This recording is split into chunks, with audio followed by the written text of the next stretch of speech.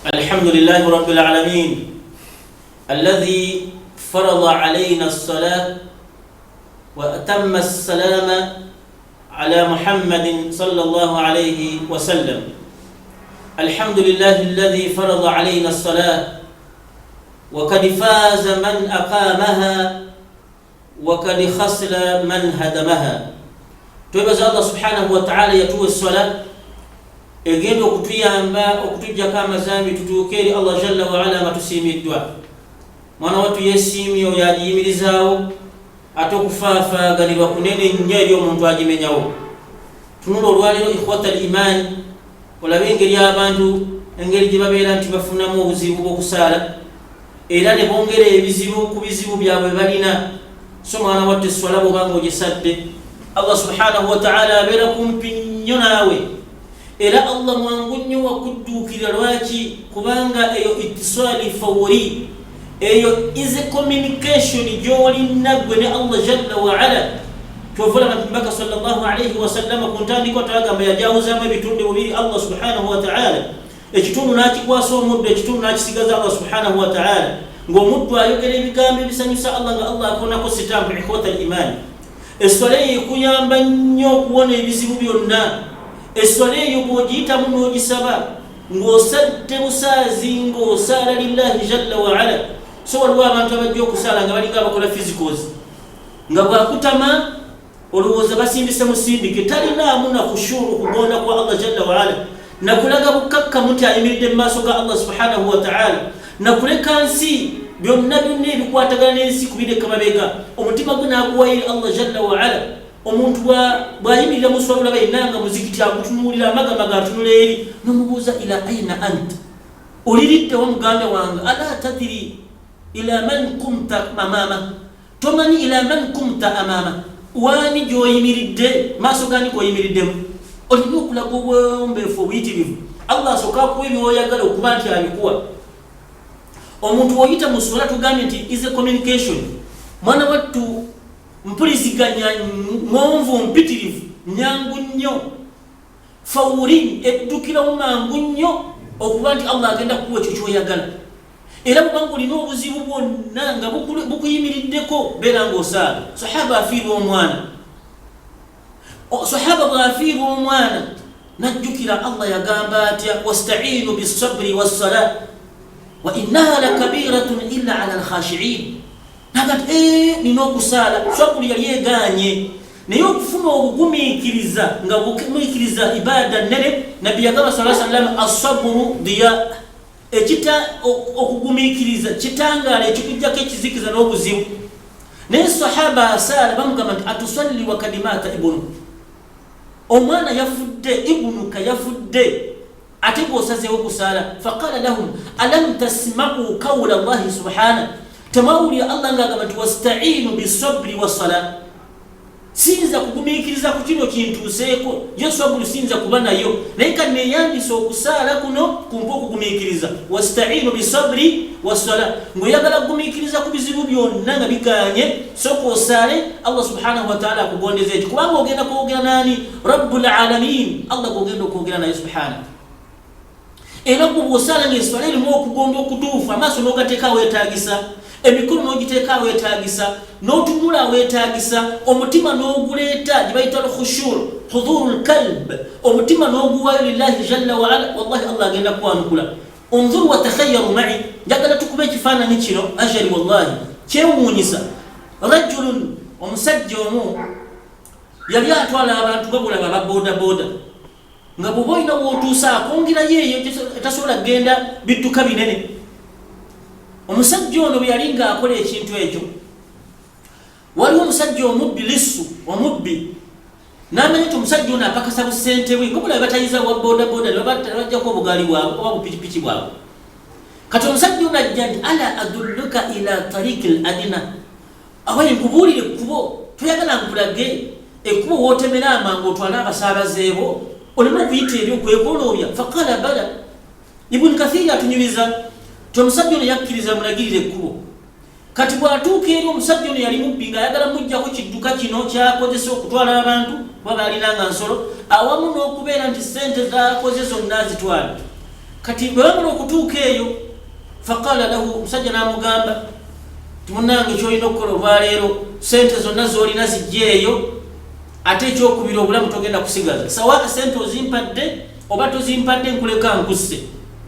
omusajja ono nnyini kidduka gwe bagenza okulagirira ekkubo omusajja amutwala erimujjako sente ze yabulwa ekyokukola naye najjukira inna allaha maa alladhina ttaqaw walladhina hum muhsinun allah ali wamu n'abakkiriza n'abalongoosa ibada lillahi jalla waala faqala lirisu n'agamba omusajja ono omubbi ala tasta'dhin owange tosobola kunyamba nonsobozesa nondeka nonzikiriza nsaaleyo rakaataini lillah watafalu ma tasha sente ojja kuzitwala weyagala kunzita ojja kunzita falam yalam hatha arrajulu qimata as-salat nga yetamanyi bukulu wa salat faqala salli namugamba nti saala omusajja n'asaala rakaataini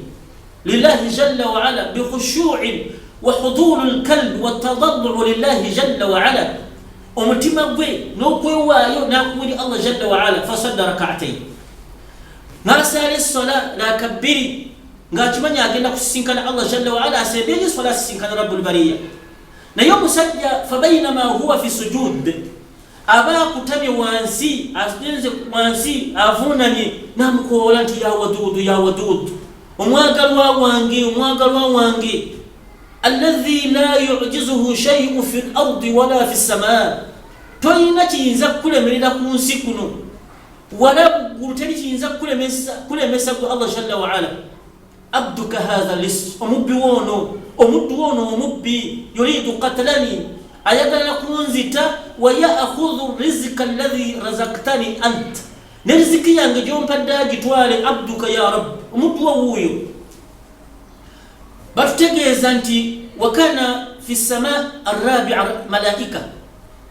mugulu eryokuna waliwo malaika fasamia qawla rajuli newulira omusajja ono ng'alaajana n'agamba malaika egamba allah nti ya rabbi wakkilni ila hadha abduka alladhi yunadik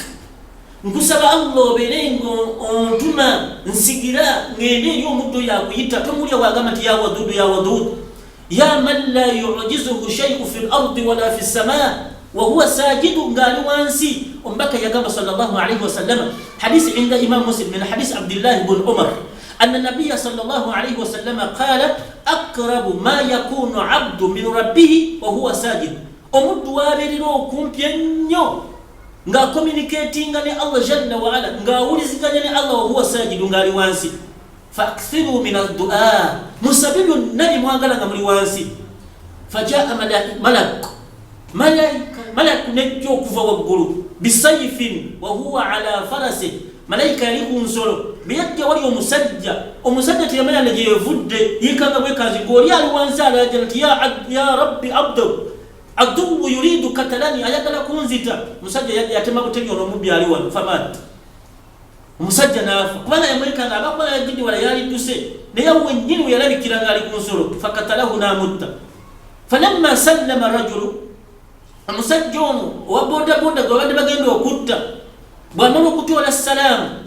faidha birajulin agenda okulaba ngaomusajja ala farasihi al-abyad ngaali ku nsolo enjeru faqala lahu man anta alladhi katala arrajula alladhi yuridu an yaktuluni gwani asse omusajja abadde ateekateeka okunzita فقال الملك ملائكه نيمugamba nti ana malaku fi samai rabi'a nze mini mujange giri ku ggulu lyakuna as-samai rabi'a eggulu eryokuna fahinama kunta tad'u rabbak bubadde okowula allah ng'ogamba ya wadud owomukwano allah alladhi la yu'jizuhu shay'un fi al-ardi wala fi as-samaa atalimerirwa kintu kyonna mu nsi ne ku ggulu oba ne mu ggulu jango ntaase ya rabbi nensaba allah jalla wa ala abeere nga agira ki ansigira nzije nkujjeko omusajja oyo allahu akbar unzur ila salat kinagambye nti communication ya bwangu nnyo omusajja oyo n'amala n'atambula n'agenda n'oli omubbi ng'attiddwa n'omusajja n'agenda ku mirimu gye unzuru yakola ate yakuba simu la yasindika whatsapp la yagenda ku facebook la kiki kye yakola maa rabbihi subhanahu wa ta'ala wa huwa sajid yalini allah jalla wa ala hadhihi hiya qimatu as-salat obwe bukulu bw'eswala nafu betulina okukola bwe tutyo Allah tutaase ebintu byonna ebizibu byonna akulyo obubi oli omuntu alemeddwa okufundibwa awakanganya elemerawo ebikolwa byonna babikoze abasajja bazze bamulabye bamulambudde wallahi bamulemeddwa omutwala naye anta au anti maa rabbik singa gwobeera ne Allah fi hakikati mu butuufu bw'okubeera Allah jalla wa ala wallahi tebajja kulekawo bajja kutwala muntu lwaki kubanga Allah subhanahu wa ta'ala yeyimirira okuddukira abaddu be naye ate nga waasinga okwanukulira abaddu okuwa sajid omuddu ng'ali mu kuvuunama fa aksiru min addua muyitiriza okumusaba byonna byoyagala saba Allah jalla wa ala waliwo abuliddwa omulimu abuuza ekyokukola abalogo abagenzeko abamazeeyo kati abuuza nkola eki siina mulogo gwe sigenzeeko mirimu gigaanye agamba siina gwe sigenze mpapula nzitutte omulimu gugaanye fakaifa wa anta maa rabbika subhanahu wa ta'ala butya buyinza okugamba nti olemeddwa nga Allah hayyu la yamut Allah laba tafa la yaghib tablahu al-azali Allah wenda subhanahu wa ta'ala fakaifa taqulu dhalik oyinza okugamba ekigambo ekyo nga Allah wali wa aina anta maa as-salah tunula chekinga bwoli otya ne salat maa Allah subhanahu wa ta'ala hal anta tusalli salata fi haqiqatiha as-salatu sala mu butufu bwayo هل تؤديها كما أمرك النبي صلى الله عليه وسلم ويصلوا جسالا بك بيقيجلزا أو تصلي كما تشاء وربو كل مكوزي نتاج باتوغا مكسالا نو توميرا ونوفا ونوسي توكا نوينيا نوغيندا زينو سيفيزيكو نتوغينا كوبا كالاتي لا توينو كولانا تويبا غونفو كوبا تلماسو كوي ويشتي الله سبحانه وتعالى وهو الذي أمرنا بالصلاة يتلاقيا تبرينغا تسالا تبرينغا تفنا وكساسلا كو الله سبحانه وتعالى بغانا لغا بيتي ومكوبيلزا نانغا نيكوبيلزا tuberenga twekwata ku kigambo swala tugenda kulaba ebintu biyitirivu nnyo wallahi ujja kwewuunya ng'olabye swala ekoze ebyewuunyisa biyitirivu naye gwe checking muyimiridde otya ogisaalira ala wajhi alladhi allamaka rasulullah ogisalamu mbaka bwe yagamba sallallahu alayhi wasallam hal labista kama labatha an-nabiy sallallahu alayhi wasallam hal labista kama labisa an-nabiy sallallahu alayhi wasallam bobo sali swala ogisala mungoyeze yagisala mu wajhi sallallahu alayhi wasallam hal ta'kulu kama amaraka Allah bobangu oliya oliyecho Allah chi yagamba subhanahu wa ta'ala hal tanzuru ila ma amaraka Allah subhanahu wa ta'ala otunulanga Allah yakugamba otunule hal tamshi kama amaraka Allah subhanahu bobo tambulanga Allah subhanahu wa ta'ala yakugamba fa idha fa'alta kullu dhalik elono bango bikoze أنت ستكون مع ربك سبحانه وتعالى وأنت ساجد وجاكبني الله سبحانه وتعالى ومسبب النبي ويقال الله تتمنى تسكينغكو حبا سنسيز الصلاة والله السلام بتريو كان ندمو كزيكون دابي وسارين يزيد والله سنتنا في يزيد سوانا زيفودكو سكا تغامبو كسار نسدين نسلوكي كيلو نبيكي بيانو نسينا زيفوني سلام يفودكو الله تغزي سوا ويقولا حتى يأتيك الملك الموت اكتوسا وكتوسيكو الله تعالى النبي صلى الله عليه وسلم واعبد ربك حتى يأتيك اليقين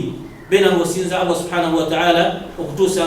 وكتوسيكو سبب الله سبحانه وتعالى توي abantu abeera bayimiriza weswala n'abantu baffe nabo nabatulina ko hukuku nabatuliko nabali makaga nabo nabatukwatako tuke masoga Allah subhanahu wa ta'ala ngabantu bagenda okusanyikizibwa nejjana nga bituze tugiraba wa sallallahu ala muhammadin wa ala alihi wa sahbihi wa sallam eiba bituse bivudde Allah jalla wa ala numbaka sallallahu alayhi wa sallam eiba bisobyenze ne shaytani wallahu wa rasuluhu bari'ani wa salamu alaykum wa rahmatullahi wa barakatuh